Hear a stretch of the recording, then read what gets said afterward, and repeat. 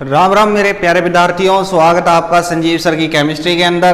तो बच्चों, आज हम बात करेंगे, हमारा जो नेक्स्ट टॉपिक है वो है इवेपोरेशन का।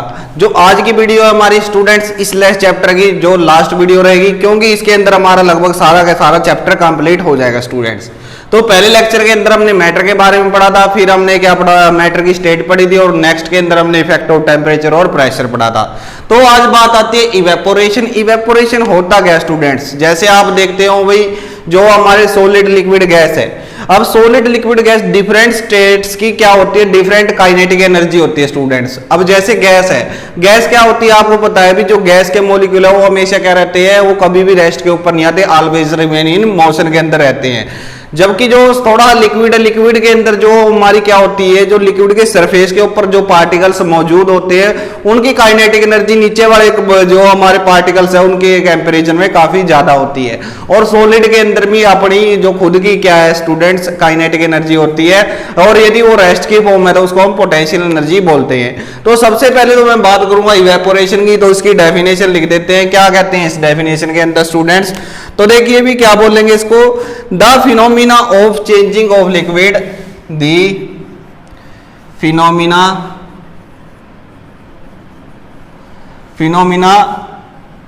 Of changing a liquid, changing of liquid लिख देते हैं, changing of liquid into gaseous form, gaseous form below its boiling point. अब ये बात आप लोगों ने याद रखनी है भी, क्या कहते हैं, below its boiling point is known as, boiling point is known as, इसको हम क्या बोलेंगे स्टूडेंट्स, इसको बोलेंगे हम evaporation, is known as evaporation.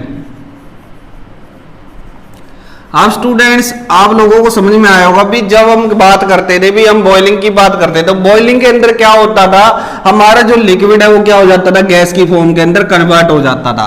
लेकिन जो इवेपोरेशन है वो उसका मेल्टिंग पॉइंट आने से पहले ही उसकी स्टेट क्या हो जाए, चेंज हो जाए। उस स्टेट को हम क्या बोलते हैं, उस फिनोमिना को हम क्या बोलते हैं स्टूडेंट्स, उस फिनोमिना को हम बोलते हैं क्या, उसको हम बोलते हैं, क्या बोलते हैं स्टूडेंट्स, उसको बोलते हैं हम इवेपोरेशन। और फिनोमिना की स्पेलिंग ठीक कर लेंगे स्टूडेंट्स। तो ये था हमारा, इसके बारे में फिनोमिना होता क्या है। तो आपने देखा भी, जो अलग अलग हमारे सॉलिड लिक्विड गैस है, इनकी जो क्या होती है, डिफरेंट डिफरेंट काइनेटिक एनर्जी होती है। जैसे इसकी बात करूं मैं, तो सबसे ज्यादा काइनेटिक एनर्जी इसकी है, फिर इसकी एनर्जी कम होगी, कहनी काइनेटिक एनर्जी की बात करूं मैं, और इसकी सबसे कम होगी। अब हम एक्टिविटी परफॉर्म करते हैं भी, इवेपोरेशन आपने अपनी लाइफ के अंदर कहां कहां पर देखा है, तो आप सभी को पता होगा भी, आपने कहां कहां पर उसको महसूस किया होगा। तो एग्जाम्पल हमारे बिल्कुल सिंपल से हैं भी, इवेपोरेशन को आपने कैसे देखा होगा भी, जैसे हमारी गर्मियां हैं, गर्मियों के अंदर यदि हम वाटर को खुला छोड़ देते हैं, तो आप देखोगे भी जो उसकी अमाउंट पहले थी, वो अमाउंट के अंदर हमें दोबारा नहीं मिलता। और ये सारे के सारा फिनोमिना, यानी कि जो एक्टिविटी हमारी 1.14, उसके अंदर स्टूडेंट्स आप देखेंगे जब आप स्टडी करेंगे, तो हम क्या करते हैं, अलग अलग कंटेनर लेके चलते हैं, तो अलग अलग फैक्टर देखेंगे हम। अब हमारा जो नेक्स्ट टॉपिक रहेगा वो रहेगा फैक्टर अफेक्टिंग दी किसको, इवेपोरेशन। तो उसके 3-4 फैक्टर हम क्या करेंगे, देखेंगे। उससे पहले हम एक्टिविटी परफॉर्म करते हैं, उस एक्टिविटी को देख के फिर हम बताएंगे भी इसके अंदर हुआ क्या था, किस किस फैक्टर के ऊपर ये डिपेंड करती है। तो देखिए स्टूडेंट्स किस प्रकार होगा ये। तो इवेपोरेशन के अंदर हमने अब इफेक्ट देखने, तो आप मान लीजिए हमने आप लोगों के पास क्या है, अब जैसे आप होम्स के अंदर भी क्या कर सकते हैं, इन एक्टिविटीज को परफॉर्म कर सकते हैं। अब आप क्या लेंगे स्टूडेंट्स, एक गिलास लेंगे, मान लीजिए आपके पास एक गिलास है, ये ले लिया आपने गिलास, एक हमारे पास गिलास है, एक पास हमारे पास क्या है, बावल है, आपने ये ले लिया स्टूडेंट्स। उसके बाद यदि आपके घरों के अंदर कोई इस तरह का है, कोई मग है, तो आपके पास वो ले लीजिए। उसके बाद आपके घरों के अंदर यानी कि बहुत सारी क्या होंगी स्टूडेंट्स, थालियां होती हैं आप लोगों के पास, तो उस थाली या प्लेट के अंदर भी आप क्या ले सकते हैं, यानी कि ये थाली या प्लेट है जो आपके पास, उसको लेके चलेंगे। अब हमने क्या कर दिया इनके अंदर, यानी कि हर एक के अंदर हमने क्या करते हैं, हम लगभग यानी कि आपकी चॉइस, आप कितना मर्जी ले सकते हैं। हमने क्या कर दिया, 50 ml वाटर सभी के अंदर डाल दिया, या 100 ml मान के चलो, 100 ml वाटर हमने, अब इसको क्या करना है, आप इसको मेजर करके ही डालेंगे। तो मेजरिंग सिलेंडर से आप क्या करेंगे, 100 ml वाटर को आप क्या कर देंगे, यहाँ पर डाल देंगे। तो हर एक के अंदर यहाँ पर भी डाल दिया आपने, इसके अंदर भी डाल दिया, इसके अंदर भी डाल दिया और इसको अंदर भी डाल दिया। अब जब आपके जो होम के अंदर है, यानी कि आप अपने घर के अंदर क्या करेंगे, इसको खिड़की के पास रख देंगे सभी को, यानी कि अलग अलग खिड़की के पास सभी को रख देंगे। तो जब आप क्या देखेंगे, कुछ टाइम बाद, यानी कि 2-3 घंटे के बाद, यानी 2-3 आवर बीत जाने के बाद, 2 और 3 आवर के बाद जब आप इसको स्टडी करेंगे, और क्या होना चाहिए स्टूडेंट, उसके लिए थोड़ा सा उस दिन क्या होना चाहिए, थोड़ी सी गर्मी होनी चाहिए, क्योंकि इफेक्ट को ज्यादा समझने के लिए आपको अब समझना है। वैसे तो ये होता रहता है, नॉर्मल टेम्परेचर के ऊपर भी होगा, लेकिन उसको समझने के लिए क्या करेंगे, आप इसको वहां पर रख देंगे।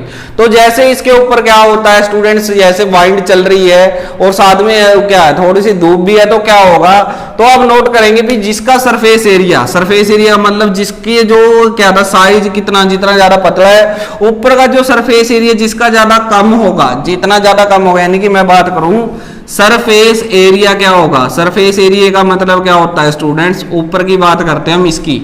वैसे तो पूरा सरफेस एरिया होता है, लेकिन मैं बात कर रहा हूँ ऊपर के साइज का, जो ग्लास होगा अपना, ग्लास के ऊपर का साइज, जो बावल है आपकी उसके ऊपर का साइज, या मग है ये।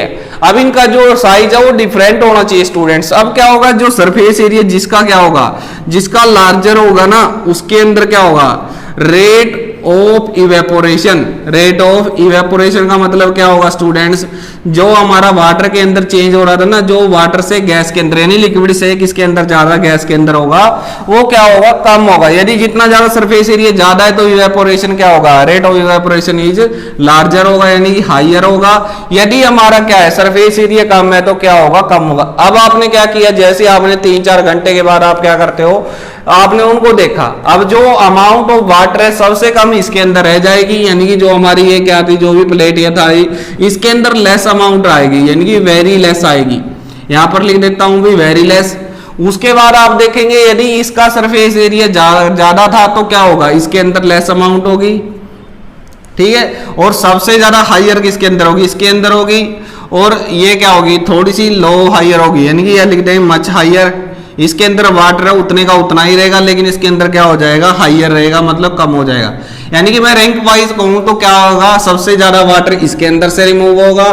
फिर यदि ये इसका सरफेस एरिया इससे बड़ा है और हाइट है वो इससे छोटी है तो इसका रहेगा। फिर तीसरे नंबर पे ये आएगा और फोर्थ नंबर पे ये आएगा।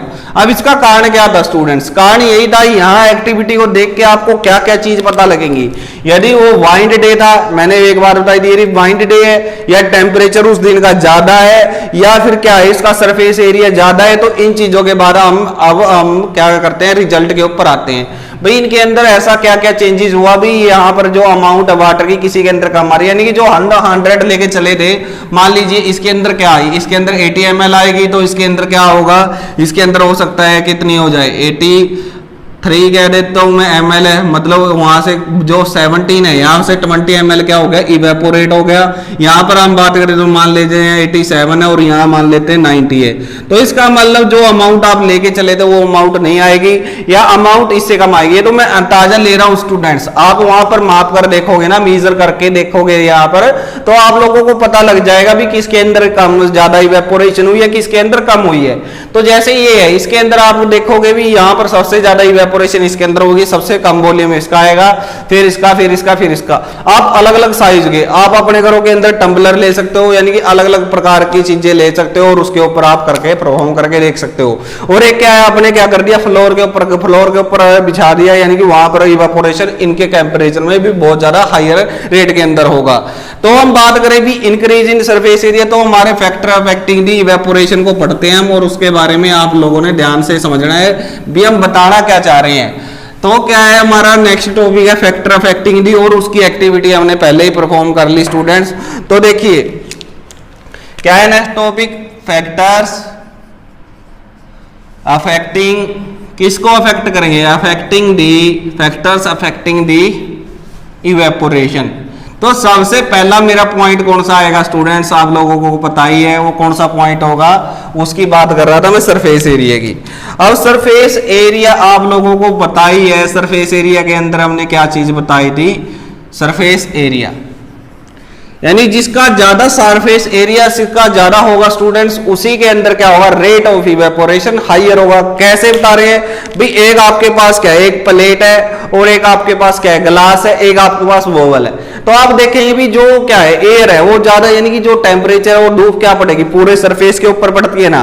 अब उसका सरफेस एरिया ज्यादा है तो लाइट ज्यादा उसके ऊपर स्ट्राइक करेगी, और ज्यादा टेम्परेचर उसके ऊपर अफेक्ट करेगा तो वो ज्यादा उड़ेगा।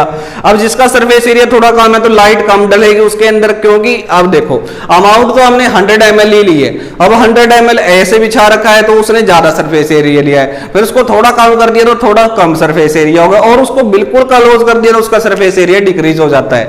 तो यही कारण है भी जब हमने सरफेस एरिया इंक्रीज कर देते हैं तो क्या होगा, इवेपोरेशन क्या होगी हमारी, इंक्रीज होगी। तो हम क्या लिखेंगे,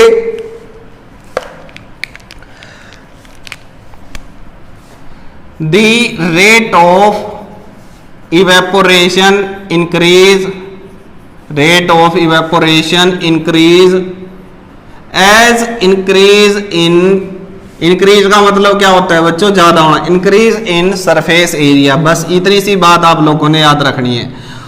तो ये चीज थी हमारी increase in surface area.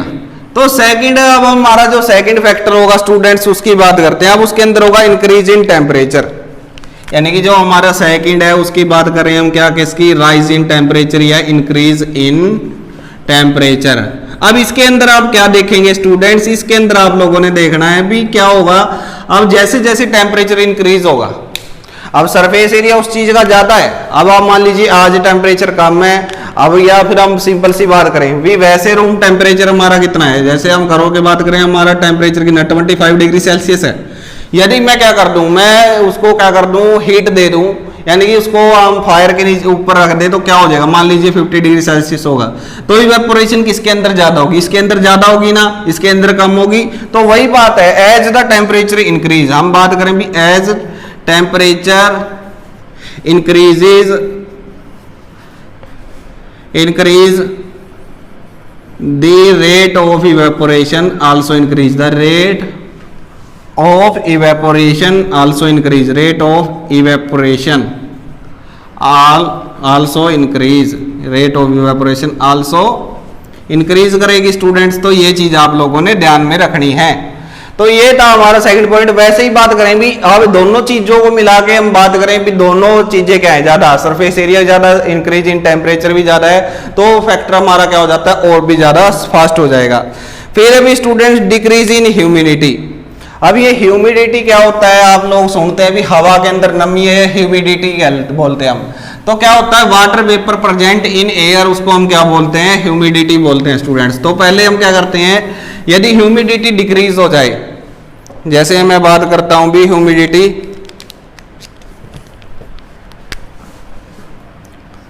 Humidity, humidity क्या है स्टूडेंट, थर्ड पॉइंट है हमारा, और इसको अंदर क्या करते हैं।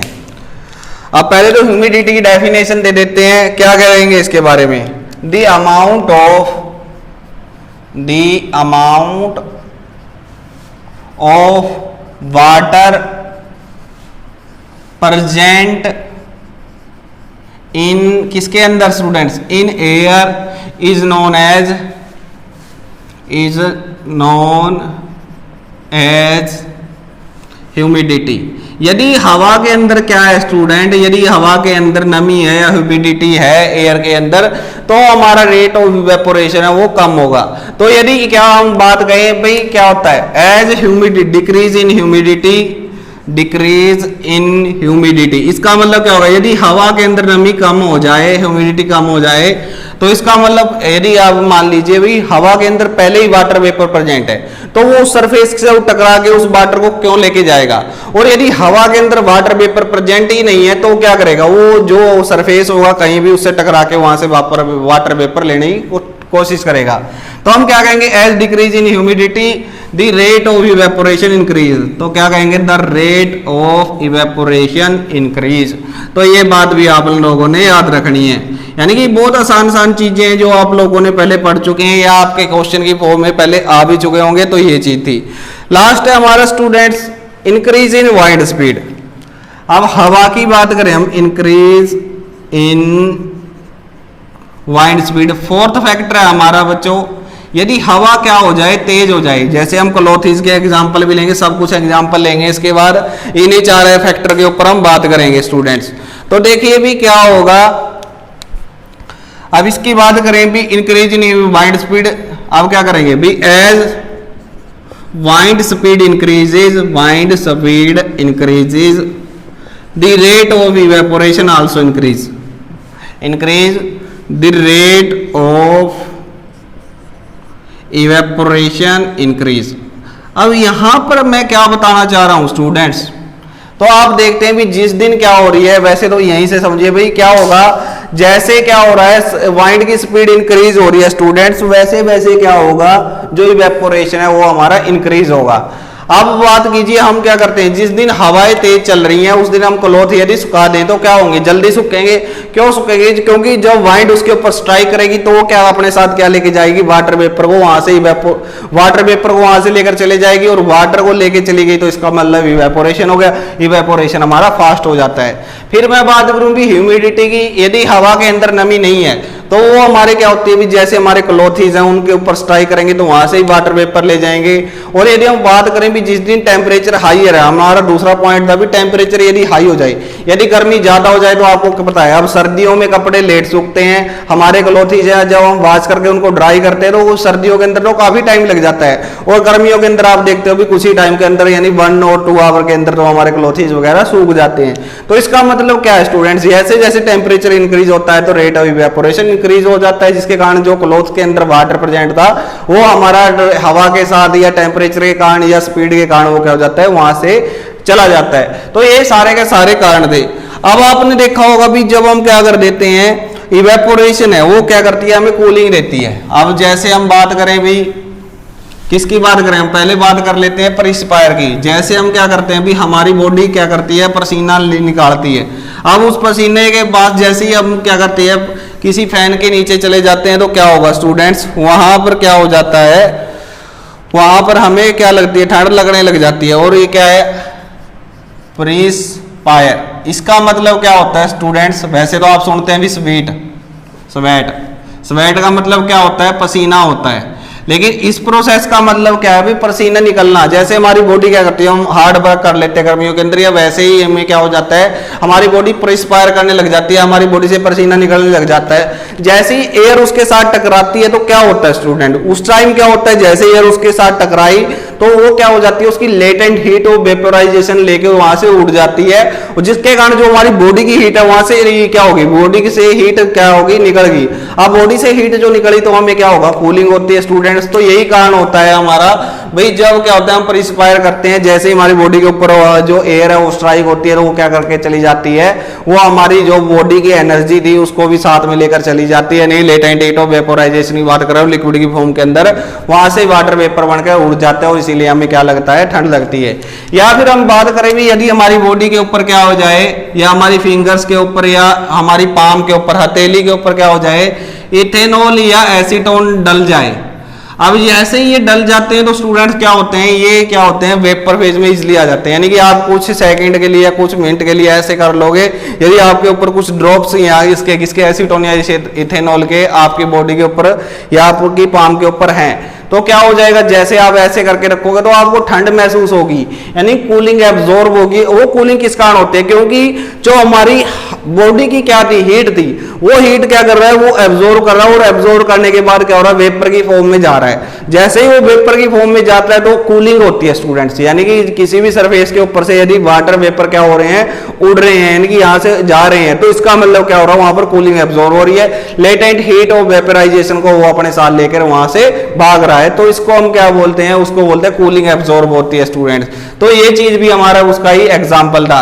ऐसे ही हम किसी यदि हमारा क्या हो जाता है, अब गर्मियां जैसे चल रही हैं आप स्टूडेंट्स, तो गर्मियों के अंदर क्या करती है, हम क्या करते हैं, वाटर का छिड़काव करते हैं, यानी कि हम ड्रिप करते हैं वाटर को हमारे जो भी फ्लोर है, अब वहां पर ऐसा क्यों करते हैं? क्योंकि जैसे ही आप वाटर को वहां पर क्या करते हो, वहां पर डालते हो, तो वाटर क्या करता है, जो हमारे सरफेस है यानी कि फ्लोर है, उस फ्लोर की जो एनर्जी है उस एनर्जी को लेकर वहां से चला जाता है, और उस एनर्जी को ले जाने के कारण वहां पर क्या हो जाता है, वो सरफेस क्या हो जाता है, पहले कंपैरिजन में ठंडा हो जाता है स्टूडेंट्स। तो ये आप ट्राई करके देख सकते हैं। जैसे आपका फ्लोर है, जो आपका फर्श है वो गर्म हो चुका है, यदि आप उसके ऊपर क्या करते हो स्टूडेंट्स, यदि आप उसके ऊपर क्या करोगे, वाटर का छिड़काव करते हो, तो क्या होगा, वो अपने साथ क्या लेके चला जाएगा, लेटेंट हीट है, वेपोराइजेशन उसको लेकर चला जाएगा, और वहां पर भी कूलिंग एब्जॉर्ब होती है स्टूडेंट्स। तो ये थे हमारे कुछ एग्जांपल। जैसे फिर इन्होंने बताया भी, अब जो कॉटन है, कॉटन के अंदर भी क्या होती है, वो हमारे जैसे हमारी बॉडी के ऊपर पसीना आया था, तो जैसे आप उसको साफ करते हो और फिर उसको फैन के नीचे करते हैं, तो भी हमें क्या मिलता है, तब भी हमारी बॉडी के ऊपर कूलिंग एब्जॉर्ब होती है, और उससे पता लगता है भी स्वेट भी क्या करता है।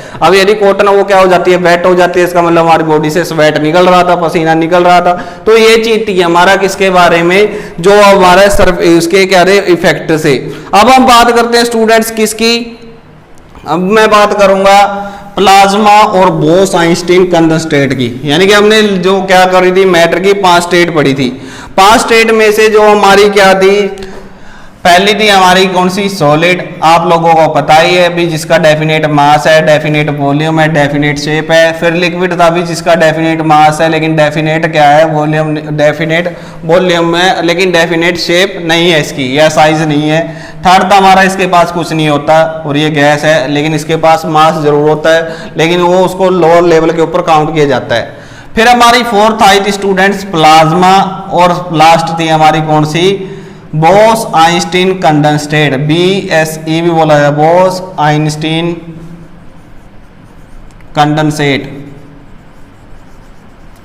अब ये क्या क्या चीज थी भाई स्टूडेंट्स, प्लाज्मा स्टेट क्या होती है, जो आपने फ्लोरोसेंट यानी कि जो हमारे घरों के अंदर लैंप्स हैं, यानी कि जो CFL बल्ब्स हैं, इनके अंदर CFL बल्ब वो है जो हमारी ट्यूब्स है, उसके अंदर क्या होती है, नियोन गैस भरी जाती है स्टूडेंट्स।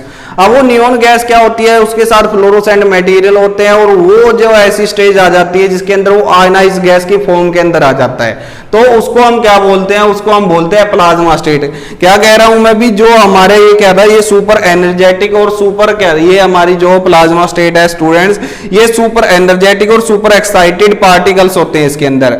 और ये किस फॉर्म के अंदर होते हैं, आयनाइज गैस की फॉर्म के अंदर होते हैं। हाँ, मैं क्या कह रहा हूं भी, सुपर एनर्जेटिक और सुपर एक्साइटेड क्या होती है, स्टेट होती है, और ये क्या होती है, आयन की फॉर्म में मिलती है हमें हमेशा, जो क्या होगे, जो आयनाइज गैस होती हैं। अब जो फ्लोरोसेंट मटेरियल या नियोन ऑक्साइड बल्ब्स होते हैं, वो क्या होते हैं, प्लाज्मा के कंसिस्ट होते हैं। जो हमारे नियोन के बल्ब है ना बच्चों, वो नियोन गैस और क्या होती है, उसके अंदर फ्लोरोसेंट ट्यूब वो लगी हुई होती है, और जब इलेक्ट्रिकल एनर्जी हम उसके अंदर डालते हैं, यानी कि जो हमारी ट्यूब्स आप घरों के अंदर देखते हैं, जब उसके अंदर हम इलेक्ट्रिकल एनर्जी डालते हैं, तो वो क्या हो जाती है, इल्यूमिनेट करने लग जाती है। अब उसका कलर है वो गैस के ऊपर डिपेंड करेगा भी आपने कौन कौन सी गैस डाल रखी है। जैसे हमारी क्या होती है, व्हाइट भी है, अलग अलग प्रकार की आप जो फ्लोरोसेंट ट्यूब्स देखते हो, तो उसके अंदर जो क्या होती है, आयनाइज गैस की फॉर्म के अंदर जो क्या होता है, मटेरियल चमक रहा होता है, इल्यूमिनेट कर रहा होता है, उसको हम बोलते हैं प्लाज्मा स्टेट। फिर आता है हमारा बोस आइंस्टीन कंडेंसेट, और ये जो हमारे बोस थे, ये हमारे इंडिया के साइंटिस्ट थे। पूरा नाम क्या था इसका बच्चों, ये इंडियन साइंटिस्ट थे। 1920 के अंदर इसका नाम था सत्येंद्र नाथ बोस, यानी कि SN बोस भी कहा जाता है इनको। उन्होंने क्या किया था भी, कैलकुलेशन की थी 5th मैटर की, और साथ में इनके साथ कौन लगे हुए थे, आइंस्टीन जो महान साइंटिस्ट है ये भी, और ये इंडिया के काफी महान साइंटिस्ट रहे हैं, और ये हम फॉरेन के साइंटिस्ट थे। इन दोनों ने मिलकर एक नई स्टेज को जो डिस्कवर किया, उसको हम क्या बोलते हैं स्टूडेंट्स, उसको हम बोलते हैं बोस आइंस्टीन कंडेंसेट, या BEC बोला जाता है। तो उन्होंने इस स्टेज की का डिस्कवर किया था स्टूडेंट्स। तो इस डिस्कवरी के अंदर क्या बताया था, और उसके लिए उन्होंने नोबेल प्राइज भी मिला था स्टूडेंट्स। तो आपको पता लगेगा भी क्या होता है। तो इसके अंदर क्या था, cooling of A gas extremely low density. उन्होंने क्या किया था, cooling of A gas which have extreme low density. उसके अंदर क्या थी, जो डेंसिटी थी वो क्या थी, बिल्कुल होती है एक्सट्रीम लो डेंसिटी। उसकी डेंसिटी क्या थी, बिल्कुल लो थी स्टूडेंट। उसकी डिस्कवरी किसने की थी, बोस आइंस्टीन ने की थी स्टूडेंट्स। तो ये चीज था, और उसकी फर्दर डिटेल देखने के लिए आप क्या कर सकते हो, ये डिटेल देखने के लिए आप क्या कर सकते हो, आप सर्च कर सकते हो, क्योंकि ये हमारे इतने काम की नहीं है। और इसका जो 1/100 टाइम डेंसिटी कम थी in comparison to other gas, यानी कि जो 1000 पार्ट था किसी भी डेंसिटी का उसके अंदर, तो उसकी बात कर रहे थे। और सुपर यानी कि ये क्या होता है, जो नॉर्मल एयर था ना उसकी डेंसिटी के कंपैरिजन में इतना पार्ट था। और ये क्या होता है, सुपर लो टेम्परेचर, यानी कि इतना टेम्परेचर जितना लो आप मान भी नहीं सकते। तो स्टूडेंट्स जैसे अपना यही था आज का हमारा टॉपिक, यानी कि इनके बारे में थोड़ा सा बताना था भी हाई एनर्जेटिक गैस है, और ये हमारा क्या था भी कूलिंग ऑफ गैस है, एक्सट्रीम लो डेंसिटी की होती है, और नॉर्मल गैस का 1/1000 पार्ट होती है। तो ये चीज थी हमारी प्लाज्मा और बोस-आइंस्टीन कंडेंसेट के बारे में। तो बच्चों यदि आपको लेक्चर अच्छा लगा हुआ तो आप लोग हमारी वीडियो को लाइक करेंगे, हमारे चैनल को ज्यादा से ज्यादा क्या करें, शेयर करें। और यदि आप लोगों ने चैनल को सब्सक्राइब नहीं किया तो चैनल को सब्सक्राइब कर ले, ताकि जब हमारा नेक्स्ट चैप्टर आएगा तो उसकी नोटिफिकेशन आपको मिल जाए। उसके लिए आपको बेल के आइकन को प्रेस करना पड़ेगा स्टूडेंट्स। तो ये था हमारा पूरा का पूरा चैप्टर जो हमारा कंप्लीट हो चुका है। इससे रिलेटेड यदि आपको क्वेश्चन आंसर चाहिए तो आप हमारा क्या है, संजीव सर की केमिस्ट्री से टेलीग्राम के ऊपर ग्रुप है हमारा, वहां पर आप ज्वाइन कर सकते हैं और उसकी पीडीएफ आप ले सकते हैं। Thank you students. ना रह गया आपके मन में किसी प्रकार की कोई ख्वाहिश, क्योंकि आपके संजीव सर आप लोगों को पढ़ा रहे हैं साइंस। थैंक यू बच्चों, मिलते हैं नेक्स्ट टॉपिक में, नेक्स्ट लेक्चर में, नेक्स्ट वीडियो के साथ, नए टॉपिक के साथ। Thank you, bye bye.